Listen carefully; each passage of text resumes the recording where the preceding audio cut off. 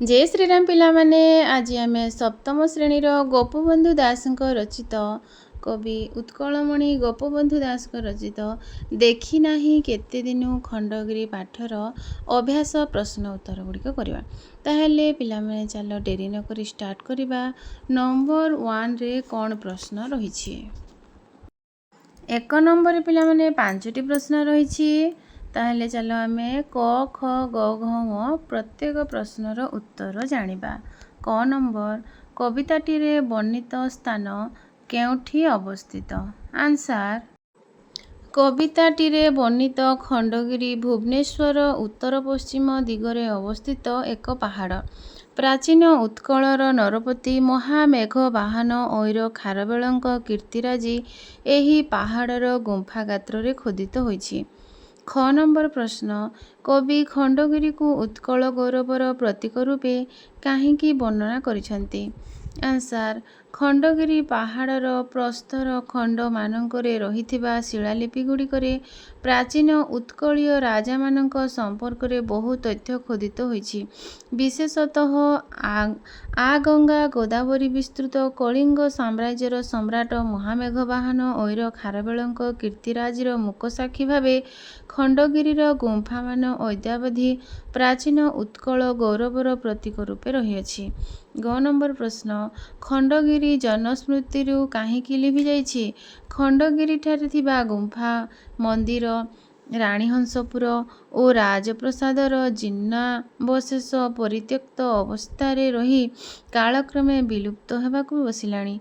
समुदाय पहाड़टी लतागुल्म आच्छादित हेबारु ताहा अगम्य होई पड़िछि। हिंस्र वन्य प्राणीमानଙ୍କ आवासस्थली पालटी थिबारु क्रमे सेही स्थान लोकलोचन अंतराଳରେ रही जनस्मृतिरु लिभि जाइछि। घ नंबर प्रश्न कवितारे राणीहंसपुर संपर्करे कवि कौन कहिसंती? कालर अप्रतिहत प्रभावरे खंडगिरी क्रमे परित्यक्त अवस्थारे रही भग्नावशेषरे परिणत होइछि। एठारे थिबा विभिन्न गुंफा सह राणीहंसपुर मध्य जराजीर्ण अवस्थारे पड़ी रही अतीत उत्कलर गौरवोज्ज्वल राज विभवर मुकसाक्षी पालटिछि। एकता ऐश्वर्ୟରେ परिपूर्ण राजप्रसादर ଏହି अंशर जराजीर्ण अवस्था केवल राजतंत्रर प्रतीक भावे एठारे पड़ी रहिछि। ओ नंबर प्रश्न साधु धर्मवेशी और खंडगिरी पथप्रांतवासीଙ୍କ संपर्करे कवितारे कौन कहुछि? गौरवावह अतीत उत्कलर मुकसाक्षी भावे दंडायमान जीर्ण खंडगिरी सन्निकट पथप्रांतवासी एवं सेठारे अवस्थान करुଥିବା साधुसंथ मानଙ୍କଠାରୁ खंडगिरी संपर्करे नाना विस्मयकर तथ्य शुणिबाकु मिले। एबे मध्य विलंबित रात्रिर निस्तब्ध प्रहररे तपस्वी मानଙ୍କ कंठ निःसृत गंभीर ध्वनि शुणाजाए एवं सेमानଙ୍କ मतरे गुंफार अंधकार गुहा मध्यरे सेही तपचारी मानଙ୍କ उपस्थिति अद्यावधि अनुभूत हुए। साधु मानଙ୍କର एपरी उक्तिरे पथचारी और पर्यटक माने विस्मित होइथांती। तापर पिला माने 2 नंबर आमर क ख ग घ ङ च एहीपरि 6टी प्रश्न अछि। 6टी जाक प्रश्नर उत्तर देख एठारे मु तुमको देई देछि। तुमे माने ए वीडियो रु देखिकी लेखि नेब। तापरे आमे 3 नंबर प्रश्न को जिबा। 3 नंबर प्रश्न रे पिला माने सरलार्थ अछि। सरलर भाषा रे बुझाई लेखिबा पई कहिछि। ताले चलो आमे 3 नंबर आंसर करिबा। 3 नंबर रे पिला माने 2टी सरलार्थ देछि क आउ ख। क आउ ख सरलार्थ दे जेछि सेटा भी वीडियो रे दे देछि। तुम माने वीडियो रु पढ़ी कि निजे निजे लेखि नेब। एबे आमे 4 नंबर प्रश्न रो आंसर करिबा। 4 नंबर प्रश्न तले दिया जाइथिबा जुग्म शब्द मध्यरे थिबा अर्थ पार्थक्य को वाक्य माध्यम रे प्रकाश कर।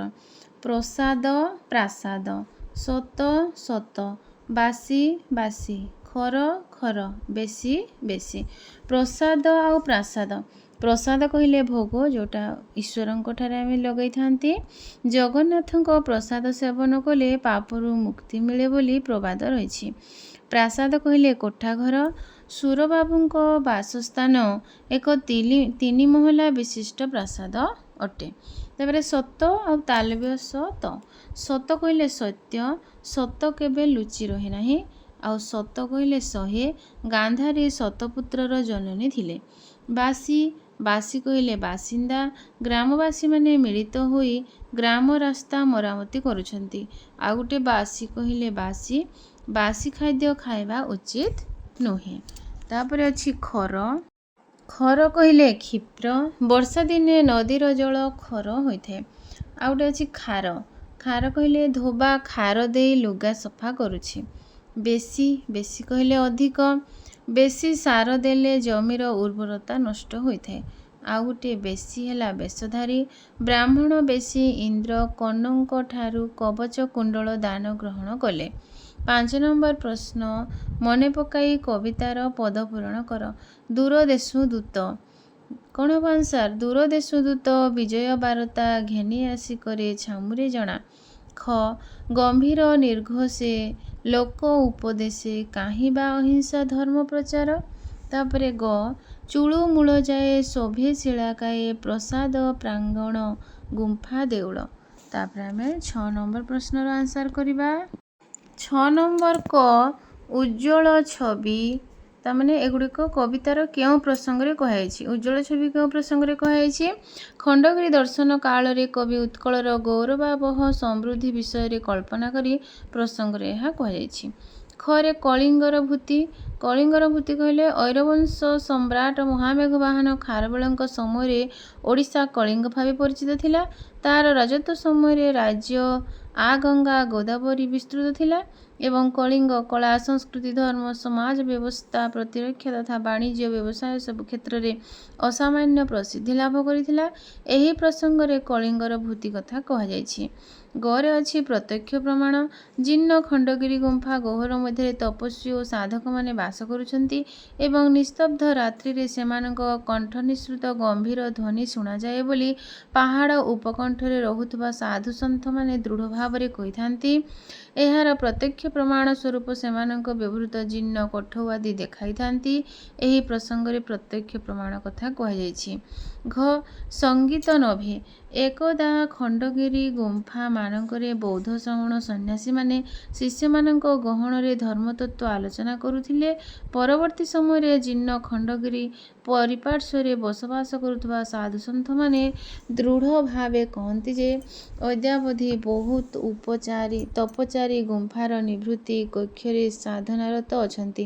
ବିଳମ୍ବିତ ରାତ୍ରିର ନିସ୍ତବ୍ଧ ପ୍ରହରରେ ସେମାନଙ୍କ ଗମ୍ଭୀର କଣ୍ଠସଙ୍ଗୀତ ଓ ମନ୍ତ୍ର ଉଚ୍ଚାରଣ ଶୁଣିବାକୁ ମିଳେ। ଏହି ପ୍ରସଙ୍ଗରେ ସଙ୍ଗୀତ ନଭେ କଥା କୁହାଯାଇଛି। 7 ନମ୍ବର ପ୍ରଶ୍ନ, ତଳେ ଦିଆଯାଇଥିବା ଶବ୍ଦଗୁଡ଼ିକର ଗୋଟେ ଲେଖାଏଁ ପ୍ରତିଶବ୍ଦ ଲେଖ।